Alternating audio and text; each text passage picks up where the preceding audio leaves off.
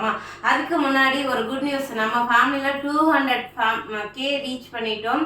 So 2 லட்சம் பேர் மனசில் நான் எங்கள் ஃபேமிலி வந்து உங்களோட மனசில் இருக்கிறத நினைக்கும் போது எங்களுக்கு ஹாப்பியாக இருக்குது.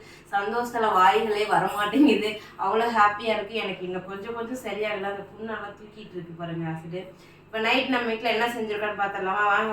வாங்க.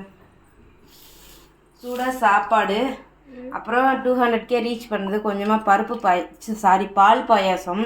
இந்த பக்கம் 4 முட்டைக்கு விளக்கம் கொடுக்குற, வெயிட் பண்ணுங்கள். அதுக்கப்புறமா ஆமாம்மா மதியம் வணக்கின வெண்டைக்காய் பொரியல். ஐயோ போச்சு. மதியம் அரைச்ச சட்னி அப்படியே இருக்குது, கொஞ்சம் தான் சாப்பிட்டோம், கொஞ்சம் ரசம் இருக்குது. ஸோ இதுதான் இன்றைக்கி நம்ம வீட்டில் மெனு. உங்கள் வீட்டிலலாம் என்ன ஸ்பெஷல்னு சொல்லிட்டு கீழே கமெண்ட் பண்ணுங்கள். அதுக்கப்புறம் லாஸ்ட்டாக போட்டு சாப்பிட்டு என்ன எக்ஸ்ட்ரா ஒரு முட்டை இருக்குன்னு சொல்லி கமெண்ட் வந்துச்சு.